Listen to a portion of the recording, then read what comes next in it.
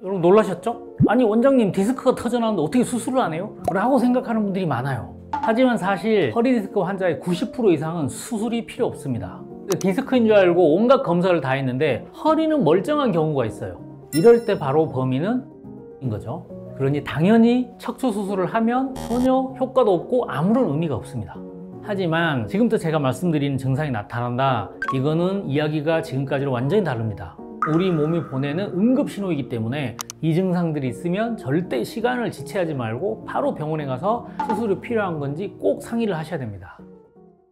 어떤 환자분이 허리 통증 때문에 수술을 했어요. 그 수술은 정말 완벽하게 잘 됐습니다. 그 MRI에서 보면 튀어나와 있던 디스크도 제거됐고 좁아져 있던 거 있죠? 요것도 다 넓혀놨어요. 근데 이 환자분은 아프다고 합니다. 어떻게 된 걸까요? 수술하시고도 아파서 오시는 분들이 하시는 말씀은 거의 둘 중에 하나예요. 수술했는데도 좋아진 게 없고 여전히 아프다. 원래 증상은 없어졌는데 더 심한 다른 증상이 생겼다. 병원 가서 물어보면 수술은 잘 됐어요 라고 하는데 난 이해가 안 된다. 정말 안타까운 상황이죠. 애초에 통증의 원인을 정확히 파악하지 않고 성급하게 수술을 받았기 때문에 수술 이후에도 통증이 사라지지 않거나 새로운 통증이 생겨난 거예요. 그래서 저는 대부분의 허리 통증은 반드시 먼저 비수술적인 치료부터 우선적으로 접근을 해야 된다, 이렇게 강력하게 말씀을 드리거든요.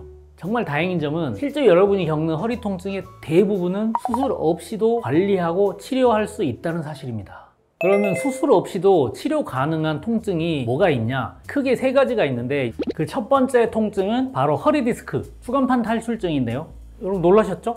아니 원장님 디스크가 터져나왔는데 어떻게 수술을 안 해요? 라고 생각하는 분들이 많아요. 하지만 사실 허리 디스크 환자의 90% 이상은 수술이 필요 없습니다.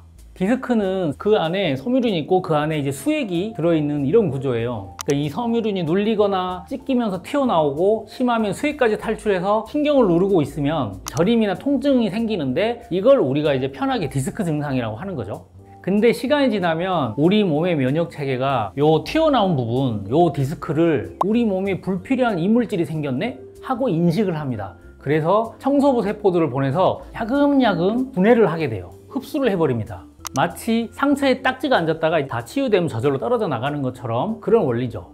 물론 이게 하루아침에 일어나지는 않아요. 연구에 따르면 나이나 성별, 근력에 따라 다른데 한 2, 3개월이 지나면 슬슬 흡수가 되기 시작합니다. 그리고 대체로 한 1년 정도 되면 다 흡수가 된다고 합니다. 자, 그러면 디스크가 다 흡수될 때까지 1년 동안 기다려야 치료가 끝날까요? 아니에요. 조금씩 흡수되기 시작하는 2, 3개월, 이때부터 통증이 줄어듭니다. 그래도 문틈에 손가락이 껴서 아픈데 요 문이 다 열릴 때까지 기다려야 되는 거 아니잖아요. 마찬가지로 디스크가 신경을 누르고 있는데 요게 조금만 흡수가 돼도 통증이 사라지게 됩니다. 그래서 요 디스크가 흡수되기 시작하는 그 2, 3개월이란 기간, 요때 통증 관리를 잘 하면서 그 기간을 2주나 1개월로 줄이는 거, 이게 바로 디스크 치료의 핵심이에요. 그리고 진짜 신기하게도 한방 치료로 생각보다 치료가 잘 됩니다. 한방병원에서는 추나요법으로 틀어진 척추 구조, 요걸 좀 바로잡아주고 디스크가 받는 압력을 줄여주고요. 염증 제거에 효과가 좋은 약침을 쓴다든가 신경 주변에 직접 주입해서 통증을 빠르게 가라앉히면 디스크 흡수 시간을 단축시킬 수 있어요. 이렇게 우리 몸이 스스로 회복할 시간을 벌어주고 통증을 더 줄여나가는 거죠. 그래서 이 시기만 잘 넘기면 언제 아팠냐는 듯이 회복되는 분이 정말 많습니다. 자, 그리고 이제 수술이 필요 없는 허리 통증 두 번째, 요거는 주로 어른들께서 많이 겪으시는 척추관 협착증입니다. 이건 말 그대로 척추 신경이 지나다니는 통로, 요 통로를 척추관이라고 부르거든요. 요 척추관이 여러 가지 원인으로 좁아지면서 생기는 병이에요. 주로 나이가 들면 척추관 주위에 인대들이 두꺼워지거나 뼈가 불필요하게 자라면서 발생하기도 하죠. 협착증 환자분들의 특징이 있어요. 조금만 걸어도 다리가 터질 것처럼 아프다, 저리고 길가에 쪼그려 앉아서 쉬었다가 가시게 됩니다. 이거를 신경인성 간헐적 파행이라고 부릅니다. 재밌는 거는 허리를 앞으로 숙이거나 의자에 앉거나 웅크리고 있으면 통증이 거짓말처럼 줄어든다는 거예요. 허리를 숙이면 일시적으로 뒤에 있는 척추관들이 살짝 넓어지면서 신경 압박이 줄어들기 때문에 이런 현상이 생깁니다. 그리고 우리가 이제 주위에서 흔히 보는 이렇게 유모차 끌고 다니시는 할머니들, 옛날 동요에 나오는 꼬부랑 할머니의 이미지, 이게 바로 척추관 협착증의 대표적인 특징이에요. 하지만 이 협착증 역시 상당수는 수술 없이 치료가 가능합니다. 약물 치료, 신경 주변에 염증을 가라앉히는 치료, 다리와 허리, 근력을 키우는 운동 치료, 이런 걸 병행하면서 충분히 관리할 수 있습니다.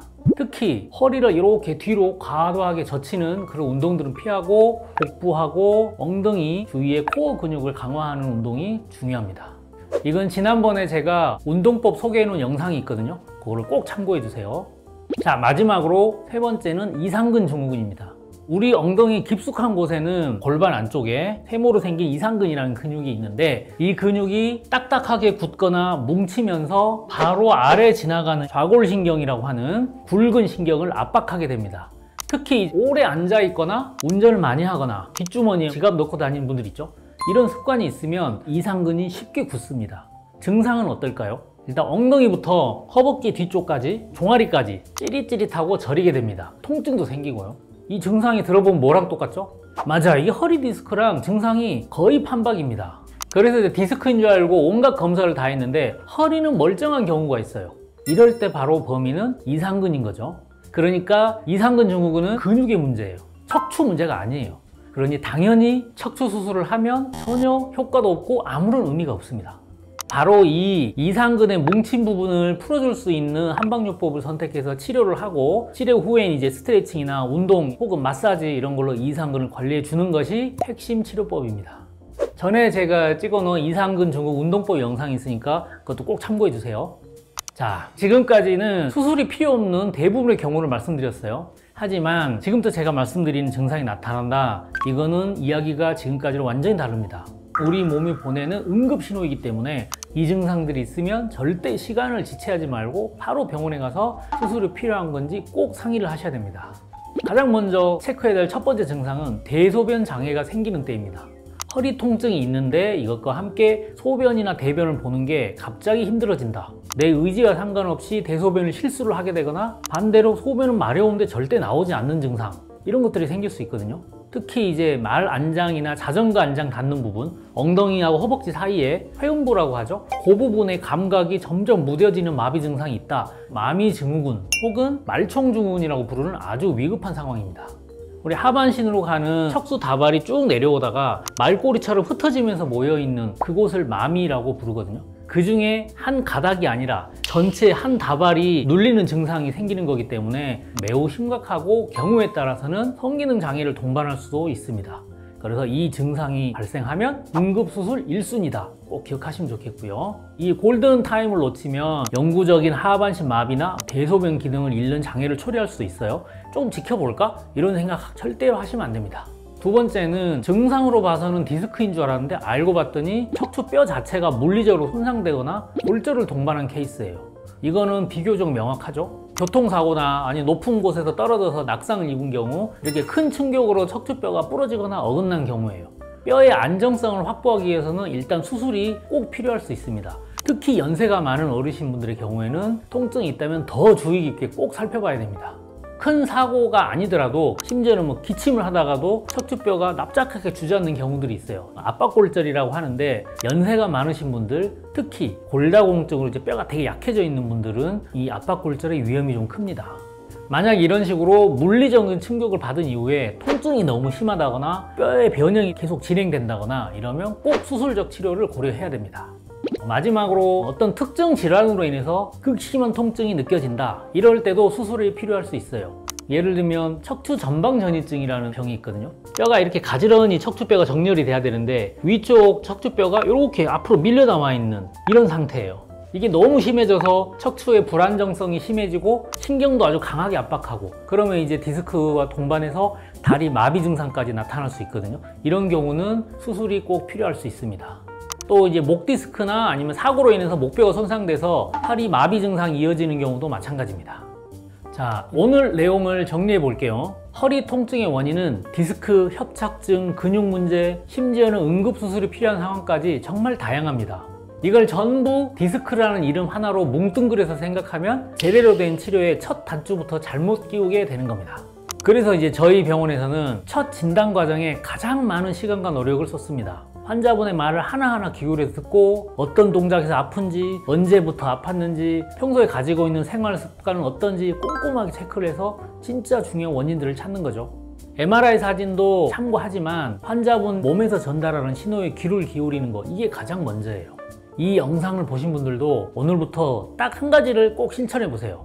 허리가 아플 때 그냥 아이고 아이고 허리야 하고 그냥 끝내지만 마시고 스스로에게 계속 질문을 던져보는 겁니다. 어디가 아팠지? 어떻게 아프지? 이게 언제부터 아픈 거지? 다리 저린 증상이라는 다른 건 없나? 이렇게 내 몸이 알려주는 소리에 집중하는 거, 이게 바로 정확한 진단을 위해서 가장 중요한 첫걸음입니다.